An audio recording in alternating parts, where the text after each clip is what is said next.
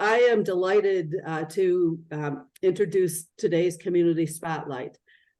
It is LEAP Housing, and we probably all have heard multiple times about the housing crisis, if you will, or as the Treasure Valley and other parts of Idaho and parts of the United States continue to grow and housing prices escalate.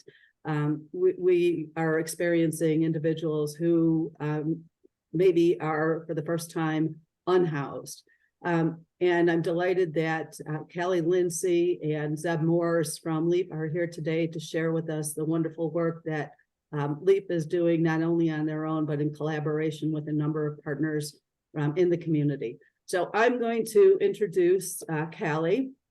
Kallie is the Operations and Outreach Manager, and her role with LEAP Housing is to help the team achieve the goal of creating or preserving 1,000 affordable housing units by the year 2026. And she's doing this through telling the story of LEAP via social media, discussing and developing community partnerships, and providing operational support to the LEAP team and the programs. Kallie believes that everyone is created in the image of God and deserves the dignity of safe, affordable housing, one of the most crucial components of human flourishing. Kallie loves working at LEAP because it allows her to play a role in the health of families and communities throughout Idaho. And get to know her because when she's not working, you might find her outside biking, fishing, hiking, or camping, or inside making overly elaborate meals for herself and her friends. So again, at this time, I want to thank Kallie and Zeb for sharing their time with us this morning and telling us the story of LEAP. And the one thing I really want to drive home before I turn it over to them is people who are unhoused are not only young individuals, but we're seeing an increase in the number of older individuals who are becoming unhoused for the first time. So this is something that's very important to all of us. So again, at this time, I'm going to turn it over to Kallie. Great. Well, thanks, Mary, so much for having me this morning. We're super excited to be sharing with you guys what we're up to. It was great to hear more about Learn and what you guys are doing in our community as well. Thanks for the intro. I forgot that all of that stuff was on my bio on my website, so I'm glad that you were able to pull that. Yeah, I love working for LEAP and getting to participate in this. It's really important work. So you can go to the next slide. So LEAP was founded in 2008 by our CEO, Bart Cochran. The mission is to develop and preserve affordable housing. We have a goal of developing or preserving 1,000 affordable housing opportunities by the year of 2026. We started really focusing on housing in 2016, so it would be about a 10-year spread of creating 1,000 affordable housing opportunities. We are at around 300 at the moment, and we're seeing a lot of really exciting growth as people get more familiar with us and more opportunities come our way to develop affordable housing in Idaho. So we're statewide. We've got projects currently in Boise, Nampa, and Mountain Home, and we are expanding all the time, finding new opportunities throughout the state. Our values are empowerment, stewardship, collaboration, faith, and inclusion. So you can go to the next slide. So this is just a helpful illustration of how LEAP approaches kind of the spectrum of housing opportunities. There are needs all across our community that are very different for housing. We believe all people deserve an opportunity to access affordable housing. So how LEAP started was with 3 condos that acted as welcome housing for folks coming in through the refugee resettlement process. We still are operating that today, and then we've expanded our portfolio to include long-term rentals, which are pretty standard, what most people would be familiar with, just a year lease. The next step up is a resident-owned community, which is a manufactured housing community, which the residents have formed a cooperative to purchase the land so that they own both their homes and the land together, which protects them from having the land sold and developed and being displaced. The next step up is the LEAP Housing Trust, which is a shared equity home ownership model. LEAP owns the land and sells the home on top of the land, which removes the cost of the land from the home sales price, which makes it both affordable, and it preserves that model of affordability for buyer after buyer. And I'll talk a little bit more about that later as well. And then the next step up, and the top step, and what we think is probably the best tool for poverty alleviation, is wholly owned home ownership. It's an investment tool that helps people create stability in their lives through, they're not having their rent changed month or annually, and the money they're paying for their mortgage is equity that they keep. And so we are always trying to move folks all the way to that top step of wholly owned home ownership. And we have a program called Yes You Can, which is something where just helping people kind of remove the barriers to home ownership. And so that is kind of our whole spectrum. And I will talk through a little bit more of the state of housing in Idaho if we go to the next slide. So the number of low-income Idaho households that are experiencing housing burden, which means they're paying more than 30% of their income on rent, is 38% of Idaho households. All of our housing serves people who are making 80% or less than the area median income. So in Ada County, for a household of 4, I want to say that's about $65,000 a year. And it depends on the county, it depends on the household size. Another number that's really important is that housing costs are increasing at 4 times the rate of wages in Ada County or the Boise metro area. This is obviously a troubling statistic when you think about how the margin of folks who are already struggling to access housing is growing at an alarming rate, if that number is so high. In surrounding communities like Mountain Home, that number is actually 11x. There's a shortage of affordable rental housing units across our state of about 24,000 units. That number might be a little out of date, and we think it is probably higher now. So we can go to the next slide. So I'm just going to talk through a few of our different programs and approaches to creating affordable housing. One of them is YIGBY. YIGBY stands for Yes in God's Backyard. It's kind of a riff on the term NIMBY, if you've ever heard that, which means not in my backyard. Basically, we discovered that there was an opportunity for partnership with churches across the Treasure Valley. We realized that they've got a lot of times just underutilized land that could be really excellent opportunities for affordable housing.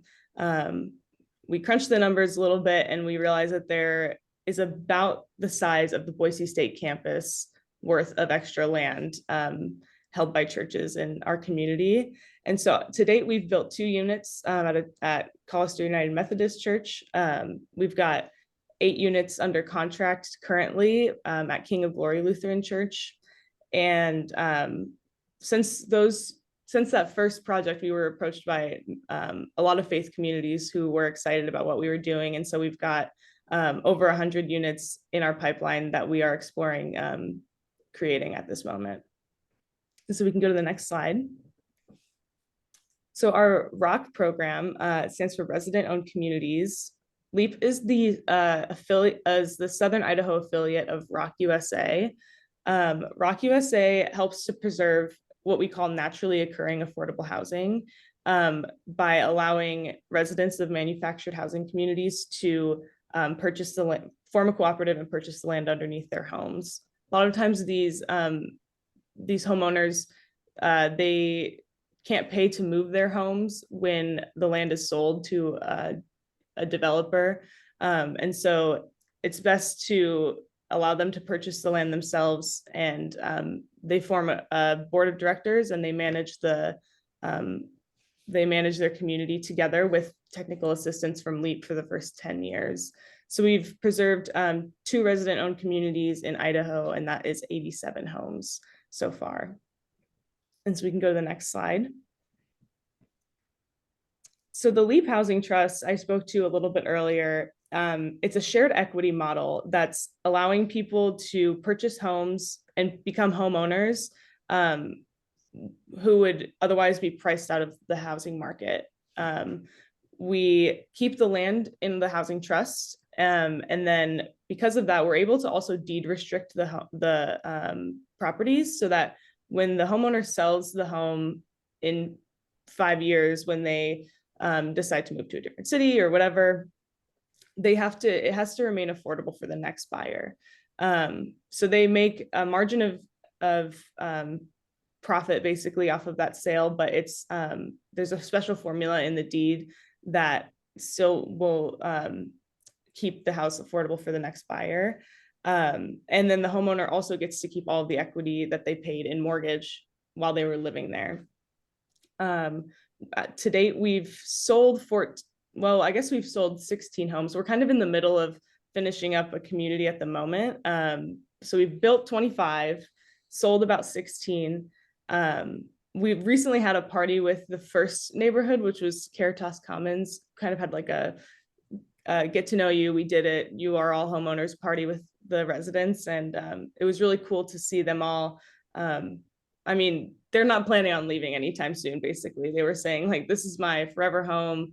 Homeownership just otherwise would not have been a possibility for a lot of these families. And so they now get to experience the stability of that while not paying more than 35% of their monthly income on housing, which is an important metric for us because we don't ever want our households to become housing cost burdened.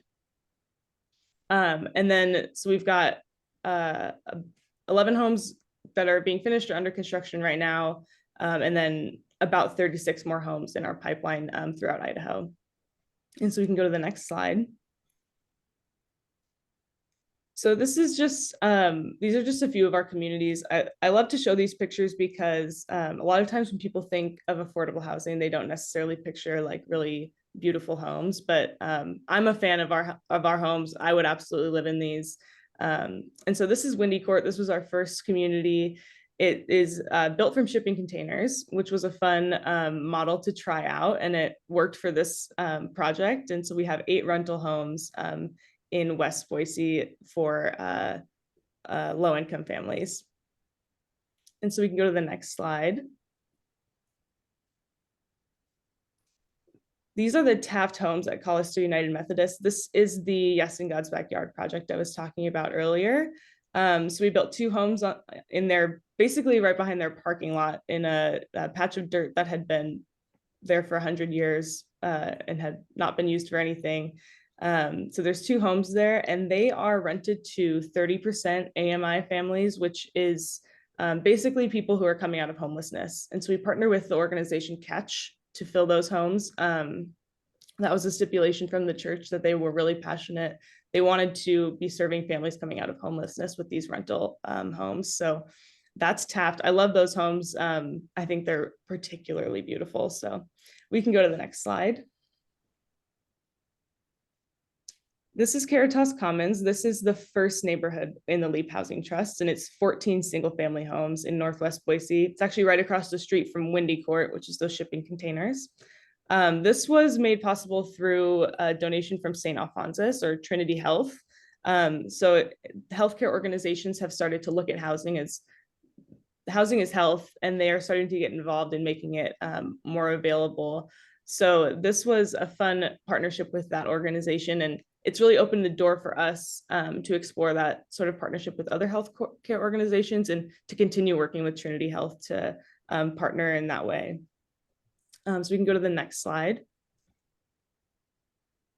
And this is just a look inside. Like I was saying earlier, I'm always excited about how they look. They're just really beautiful homes, and it's always fun to see how people can make them their own. They're kind of blank slate homes, and kind of leave the door open for people to make them their own. And so we can go to the next one. So this is Whitney Commons. Whitney Commons is the second neighborhood we're building in the Leap Housing Trust. Like I said, it's kind of under construction. Some have been sold, some are just under contract at the moment. So those 3 finished homes we're looking at now are all complete, and 2 of them are occupied. So this is also 80% AMI or below households. This project was made possible through a lead donation from the Whitney Foundation.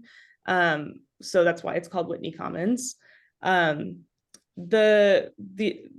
should say that Whitney Commons and Caritas Commons, we also have a partnership with the Federal Home Loan Bank.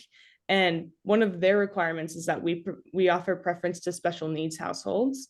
And so that can be anything from mental disability, physical disability, if they are elderly. So I think it's 62 and above, fleeing domestic violence, or in substance abuse recovery. So all of the homes at Whitney Commons or at Caritas Commons are special needs households. And then I don't know everything about the households at Whitney Commons yet, so I can't say for sure, but I do know that we're offering a preference to special needs families. So we can go to the next slide. Can I just ask a question? Where is the Whitney Commons? Yeah. Whitney Commons is also in West Boise. It's it's sort of near Fairview and Fairview and Shamrock. So it's kind of close to the village at Meridian. So this is just a look inside of Whitney Commons. We feel really excited about Whitney Commons in particular. It's every time we build a new unit, it becomes a little bit more livable. So these are all about 1,000 square feet. And we've gotten a lot of positive feedback on these units that the space just works really well for families, and kind of the best use of a small amount of square footage. But these are all 3-bed, 2 baths. And we can go to the next slide. So this is Falcons Landing. We just broke ground on this 2 weeks ago in Mountain Home. This is also in partnership with a lot of healthcare organizations who are excited about creating housing to promote health in our communities. This will be 120 rental units and 16 townhomes for sale in the Leap Housing Trust once it's done. So we can go to the next slide. I think that's it. The one slide that I kind of blew it, I should have included. We just acquired a affordable housing project in Nampa, Idaho, which is it's 65 units and it's senior housing. It's called Golden Glow Tower. It's a cinder block building in downtown Nampa. It's actually the tallest building in Nampa. And that is income restricted. And then, yeah, it's for 62 and older. And it's been around for 50 years. And so we closed on that last month and just started managing it at the beginning of October. And so we're really excited about that work. So yeah, that's it. And I would love to take any of your questions and see if Zeb or I can answer any of them for you, if we have time. Kallie, this is Mary. I do have a question actually about the last project that you mentioned. So the folks that are currently living in the, what did you call it? Golden Glow Tower. Golden Glow Tower. So the people that are currently living there will be able to remain there. And then as units open, if they meet the necessary criteria, then they'll be able to move in as long as they're 62 or over. Yep, that's correct. So for a long time, Golden Glow Tower the rents were unsubsidized, but the residents were paying the lowest rents in the nation. And so it was kind of becoming unsustainable, basically, because of you have to pay for capital improvements, you have to keep the building running and preserve it. So when we purchased it, and before we purchased it, we partnered with the previous owner to acquire a lot of housing vouchers from the federal government, which allow the rents to stay the same for the tenants, but it means we are able to have enough cash flow that we can preserve the building and keep it safe, hopefully for another 50 years. So yeah, no residents have been or will be displaced because of that. But yeah, there is moving forward, the requirements for moving in are the same as they were before. It's just maybe a little bit more, we need to make sure we're matching up the housing vouchers with the new residents as well. So, but it's an exciting project and we're really happy to be preserving that housing for those seniors. Thank you. Any questions or comments for Kallie or Zeb regarding LEAP? I can answer Michelle's question in the chat, which is, have you considered creating a tiny house village? And that's very interesting because right now we're running the City of Boise's ADU and tiny home pilot. So for the last year, we've been working to try to put in 6 tiny homes in the City of Boise, kind of all over the place. 3 individual tiny homes in people's backyards, and then a community of 3 tiny homes, which is going to be right off of Vista Avenue. So we're just kind of going through that because right now in the City of Boise, it's illegal to live in a tiny home on wheels. So the city's kind of doing some investigation, seeing if that's something that they want to allow long term. So that's the pilot we've been running, and hopefully we'll have some results here in the next year. So I have a question. How do people engage with LEAP if they think they might qualify or know of a client who might qualify for your programs? How do people apply to participate, I guess, is the question. Yeah, that's a good question. So with our rentals, all of our rentals are managed by a professional property management company, which you can find them on our website, I believe. Actually, you might not be able to, but it's Idaho Property People. So people would go to idahopropertypeople.com and they would look at their rental opportunities. Property People also manages all of NeighborWorks' affordable housing portfolio. So we are directing people when they're interested in renting affordable housing to Property People's website, and they're able to access a even wider portfolio than just what we have. And then with our home ownership opportunities, we basically we have a form that people fill out with some basic questions about their income, and it's an eligibility form. And then they come in and meet with our home ownership manager if they're deemed to be eligible for the homes. It's a pretty stringent process to become qualified to purchase these because of the Federal Home Loan Bank and their requirements. And so it's kind of a whole long process, but they meet in person and then have to become mortgage qualified. And but usually people hear about that just through like press releases or like social media. We have an affirmative fair housing marketing plan that we follow as well, and we're promoting those things. And so. But Kallie and Zeb, thank you so much. There are some additional comments in the chat indicating great information. Thank you for everything you do, as well as the importance of again, looking at this and taking into consideration some of the challenges that we're facing. So again, Zeb and Kallie, thank you so much for being here this morning.